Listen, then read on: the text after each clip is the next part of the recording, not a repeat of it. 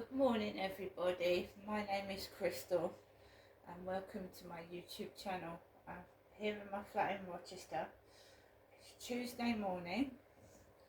The time is just gone 8:15 in the morning. It's very warm. The sun is shining brilliantly through the window and I've got a white blind and it's coming through the white blind and the sunlight is so bright it could possibly blind you, if you know what I mean. Yesterday I had a terrible migraine again. I hate those headaches, a migraine. But you get flashes in front of your eyes and you can't see properly. I had one last night. It came on half an hour before I was due to take my dog for a walk, but I managed to take Max for a walk last night despite the headache. It's just the sunlight. If I even glance at it, it just gives me a migraine. I did manage to go out. Last night wasn't too bad. I just stayed out of trouble, stayed away from people and kept myself to myself, and there wasn't really any trouble at all. Since I've been going into live streams, of course it's been getting a lot worse. The bullying and the harassment inside the live streams and outside of it, but what can I do? There's not a lot I can do about that except keep my head up high, keep strong and carry on doing what I'm doing. Because when you are a victim of gang stalking, they just want you to stop. They want to control you and you to be like you were before you broke free of their crap. So when I went up to my mother's, I don't know if someone had said something to my mum, the way she dresses, the way she behaves, especially since 2008. Sometimes gang stalkers, if you're being gang stalked and it's to do with an ex or family members that you've fallen out with, you know, my mum is not my mum. This has been going since 2008 as well. My mum has been acting completely differently to the way that my mum did when I was a child. I don't recognise this mother. This mum that shouts, hisses, spits and is angry and sour-faced and who is really spiteful towards me. In 2008, my mum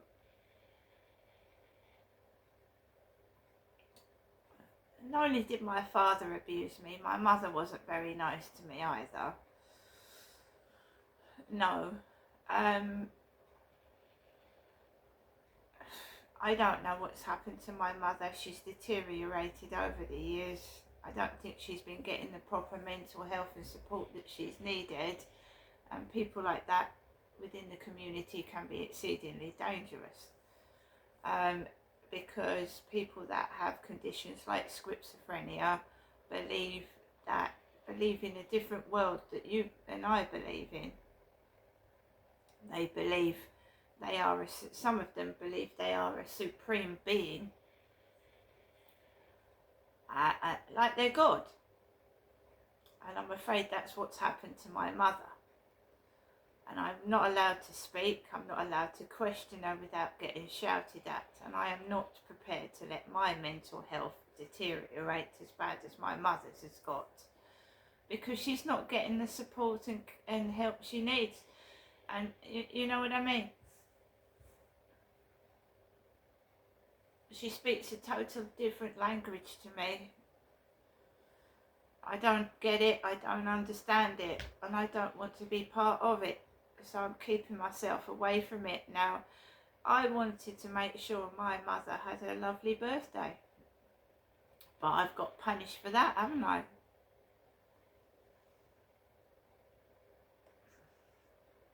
So I'm not prepared to put myself in danger or anymore. And all I did the other day was pick up the phone to my mother, and this headache started right over my left eye. They try and control you, you see. My father, Derek, was a violent man. He had been in prison.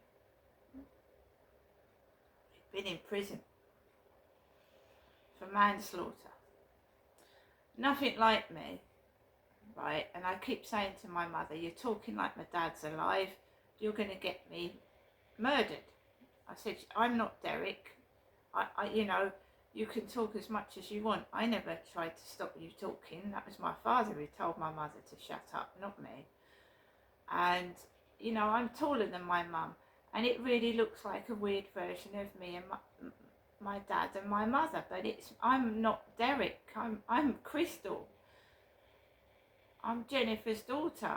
And even when I went out to, when Mary came over, one of my mum's neighbours, my tower over my mum, she's about 5'4", and they're right, especially when I've got shoes with a heel on, I'm up here, and it just looked like, I know what they're doing. I just know it. I think that's the last time I will be going round there, and no. And then you've got all the, you know, coming back, the security guards with the helmets over their heads, the police, because she was going on about how Derek hit her, how Derek did this, and every time I come back, I get it looked at like I'm a criminal, and I'm not. And I get people into my TikTok, Derek. And my father is dead. Not only is it annoying, it's upsetting, because my father's been dead for 4 years, Derek has. They're completely crazy, or they're doing it on purpose. And it does drag you down, it tires you out. Fighting these demons, it tires you out, it wears you out. So I went up to my mum's. I wasn't angry, I wasn't stressed. I was actually, whatever she was saying, I was letting her speak. And I even bought my mum something to eat for her birthday. She had a present, she had a card. There was no card from Charlotte. Charlotte hadn't sent my mother a card. Charlotte.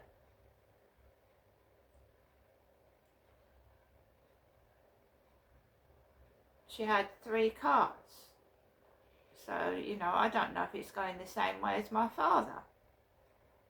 I'm just trying to protect myself and not get involved in this sinister goings on.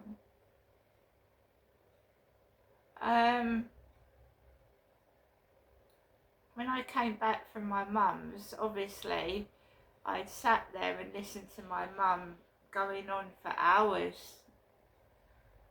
And the morning after, I was just drained. I needed mental health support myself. I was drained, I was fucked. My doctors is useless. Absolutely useless. It's absolutely useless. It's no help and support at all. And I don't want talking therapies, because you talk to them over the phone. I want to see somebody face to face. I don't want to talk over the phone. You don't know who you're talking to. Could be anybody. So for the past few days I've been feeling really bad. And again, I've got through it myself. I have got through it myself. But I'm still, these headaches, because when you get stressed, you get headaches, migraines, and all sorts of stupid illnesses start occurring, from mouth ulcers to rashes to everything. So I'm going to get myself back on my feet. It's very hot in this flat. even with shorts and a t-shirt on, it's boiling. It's over 20 degrees inside the flat. Somebody said to me, is it warm in winter? No, it's the exact reverse, it's freezing. So in summer you're overheated, in winter it's freezing. It's cold. Don't get it. It's the way the place is built. It's like a sweat box. So was my other flat actually, my little bed sit. I called it a bed sit. It was a studio flat with no bedroom. I lived in that for 10 years with no bedroom. It was an all-in-one flat, just really basically one room, one very small tiny kitchen like a box, and one bathroom with no shower. So I've been upgraded from that. I've got a shower now, which is brilliant. But they're still like prisons, and they're building more of them. They're building more and more and more of these new build flats. And to me, they're like prisons. That's what they're like to me. They don't feel like a home. It's more like a prison. And that's what it's going to be like. You're just going to have massive blocks of flats everywhere. In the future, it's just all the greenery is going to go, and everywhere is just going to be blocks and blocks and blocks of flats. And no, the olden days where you used to talk to your neighbours and go in each other's like houses, you used to leave the doors open. It's not going to be like that. It's not been like that for years. So impersonal. People are dying in flats by themselves. You know, this is the way it's going to be. Alienated away from everybody.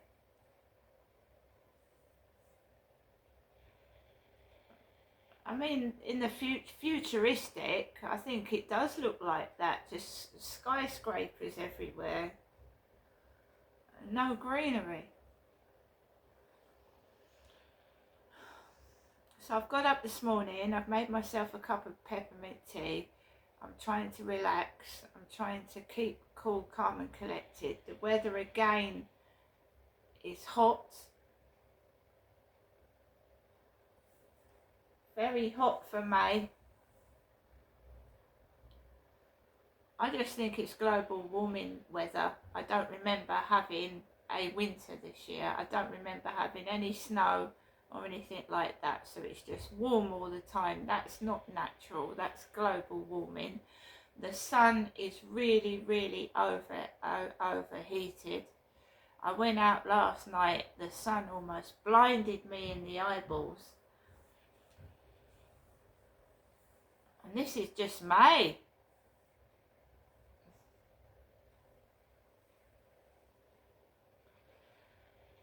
So we're trying to get back on our feet, trying to keep going, ignore negativity like idiots. I mean, they call everybody a freak, everybody a ponce on TikTok that's over 35. And you know, everybody that's got a camera is a ponce. And that's just to stop people filming. That's stopping people to gain evidence as well. If you're out getting evidence and they're calling you a ponce and setting people on you when you're just filming. That is to stop. That's to stop you doing what you're doing. And a lot of people do stop and give up. A lot of people on YouTube have stopped and given up, and they've tried and tried and tried for years, and you just can't beat the system. I was called Sarah Ferguson yesterday. I look like Sarah Ferguson. Sarah Ferguson is 65 years old, so there's someone who likes the royals in the live stream. I'm not saying there was a member of the royal family in there, but there could have been. I look like Sarah Ferguson. Well, if you look at Sarah Ferguson, she's all wrinkled. She's got a wrinkled face. It's all wrinkled.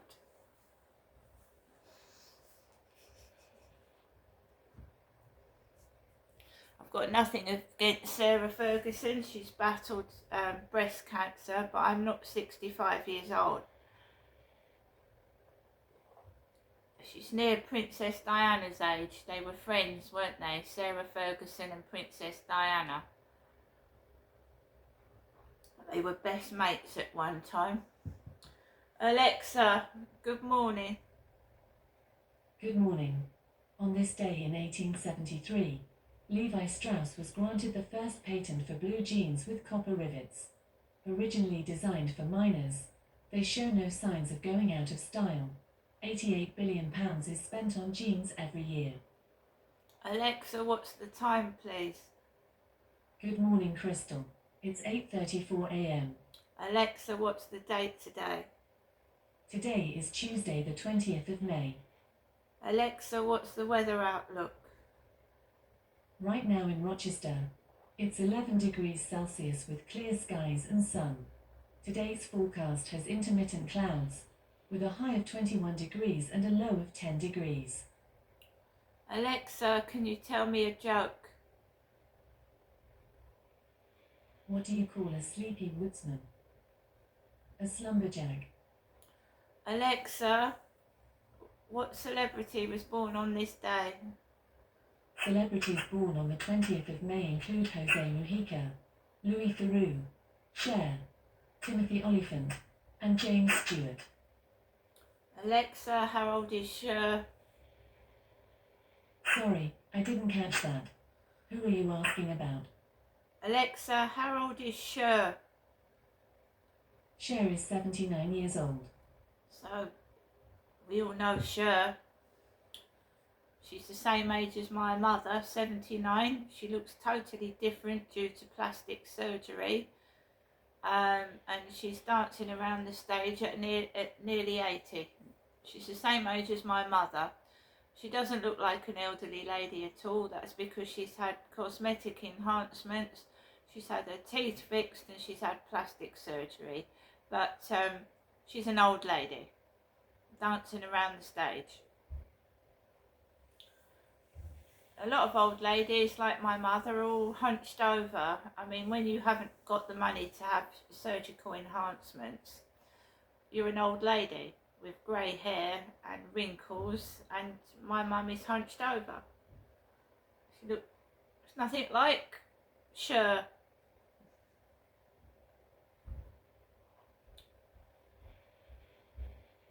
In the real world, when you're 79, you don't look like Cher. In the world of plastic surgery, you can look like anybody you want. Alexa, LBC Radio. LBC London from Global Player.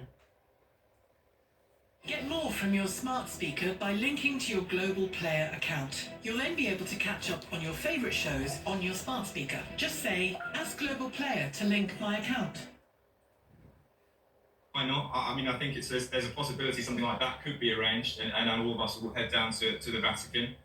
It's certainly more likely than the United States, but there are other countries that are sort of at the moment higher up the line. You've got Turkey, and Saudi Arabia obviously playing a key role in the negotiations so far. But whether it moves to Rome, I think it's certainly a possibility. You mentioned earlier the trade aspect of their phone conversation. How appealing or otherwise would that be to Vladimir Putin? Oh, hugely. I mean, I really think that shouldn't be underestimated. It's one of his great goals for Russia to become, a huge economic power again, to launch all kinds of economic projects with the United States and to really see its status in the world re-emerge. So I wouldn't say that he's completely going to discount those kind of offers. It's something Vladimir Putin has wanted for a long time. The problem is he wants Ukraine more, as far as most people understand it. His main issue with all of these talks is removing Ukraine from the sphere of the West, turning it into a failed rump state and something that really Russia can control. And for him, that comes first. Memphis, thank you. Memphis Barker, senior foreign correspondent at The Telegraph. Full coverage, of course, as and when those talks proceed or start, whatever it might be. You'll read it there. 8:38. Come back to what you're hearing here, which is the reaction to the stance taken by the United Kingdom, by France and by Canada in urging Israel to stop the starvation of innocent children and others, of course, in Gaza. Let's just do some of the social media that's coming in. Patricia says, it's simple, just stop sending arms and set up sanctions on imports. Cara says, if Keir Starmer was serious about sanctions, he would do it now. Why do they need a warning? It's been going on since October of 2023. Keir Starmer can stop selling weapons. Dexter says, with the level of bombing Israel is doing in Gaza and the blocking of aid, why don't you admit they're killing their own hostages and the indigenous Palestinian population? Where in the world have you seen a hostage situation being handled in this way? Well, if we're talking about the world, let's go to Israel. Tel Aviv, Stephen's there. Stephen, what do you want to tell me? Good morning. Morning, Nick. How are you? All right, thank you. The situation there. How is the Israeli media covering the comments from the British Prime Minister and the other two leaders? It depends who you listen to and what you're reading, Nick, to be honest with you. Okay. But I just wanted to say, the Qataris seem to be handing out largesse right, left and centre with their planes to Trump, etc. And also they've been giving five-star luxury to the political wing of Hamas. They could have put pressure on Hamas a long, long time ago to release the hostages. They have done very, very little in that respect, although they're meant to be interlocutors in this peace process.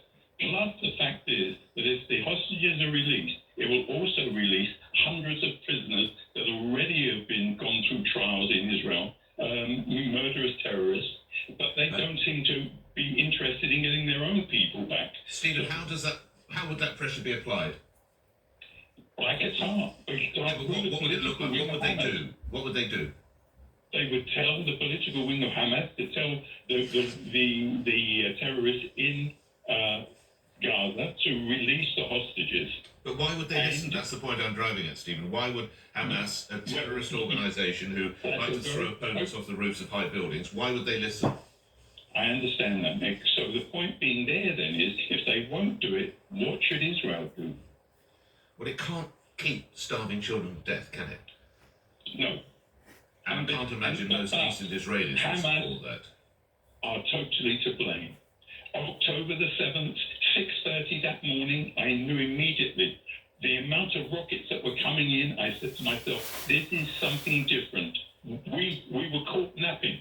We were caught napping, definitely. There's no question about it. On October the 8th, anti-Semitism spread throughout the world for some reason or other. I'm not surprised, but it did. Right. But the factor now is, and also the mention of a Palestinian state. Who is going to run a Palestinian state? But hold on, Stephen. Let's divorce the Israeli government from Semitism. But the feelings towards Israel, not anti-Semitic, they're only going to harden if this continues, Stephen. But what alternative is there, Nick, to release these hostages? There's 20 alive as far as we know, and the others are the bodies that the people want back to give a solemn burial for their own people. But you sound a decent, but you can't agree with starving children to try and get some hostages back who sadly might be dead. There's a lot of food. There was a lot of food still in Gaza. Hamas was storing it. But there was also food available. Now there's more. Listen, there's more food going in now. Let's put more food. Let them have as much food as they like. Or will they release the hostages? No, they won't. You know that, and I know that, sadly. Stephen, look after yourself. Thank you for your input, sir. 8:42 is the time. From Stephen in Tel Aviv to Mohammed in Woodford. Mohammed, your view on this. What needs to happen in your view, in your sense? Good morning. Firstly, I think what I'm going to do this morning, Nick, I'm going to correct you. I think Hamas was abiding by the treaty, what was going on recently about releasing hostages. Right. They released the hostages.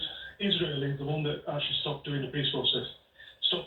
Stopped the agreement. There was a phase one, and Israel is the one that didn't want to continue the phase two. Well, all right, it depends. Okay, well, I think both sides would point to each other, but go ahead, yes. And then secondly, what I think the first thing the British government can do is going to stop let them using RAF Cyprus, or whatever it's called in Cyprus, right? So they can stop the bombing. Secondly, any IDF soldier that holds a British passport that comes back after fighting needs to be referred to the prevent program. That's the terrorists. Sorry. No. Any British Israeli who is in the military and comes back to the United Kingdom, you want them what? Why? refer to what? Because it's For following legitimate orders of a recognised state, Mohammed. Who's No, committed? no, no. For following legitimate orders of a recognised state. Nick, What you is agree? what is he or she meant to do? They need to. They'll say, well, no, we don't want to participate in the genocide. We don't No, want to they're in the army. participate. It's not a choice. Well, they're not. Once They're not. you're in the army, it's not a choice of whether you want to or not. It's an order. There is a choice. No, there's not a choice. Once you're in the army, there isn't a choice. Well, No, fine, there isn't a choice. If they're British passport holders, they should be abiding by British rules. No.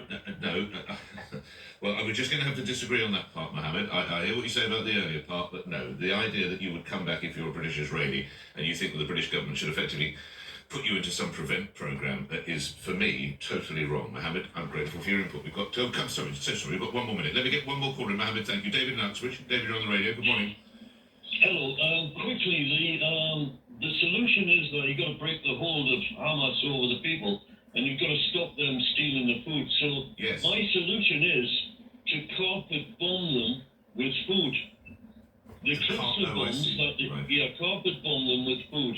And they call it a carpet bomb because you can lay it down like a carpet. Right. When you bomb an area, it's like a football pitch and it all explodes. But instead of that, what you're doing is you're laying down a load of food. Right. So Hamas have then got to run around the streets gathering up individual cans of corned beef and stuff like that. So you've got parachutes on the things. My suggestion would be minced beef. Okay. I'm going to file that as it's an idea that we put parachutes on tins of corned beef. I don't think it's the solution, but David, thank you, I think, and perhaps try the decaf.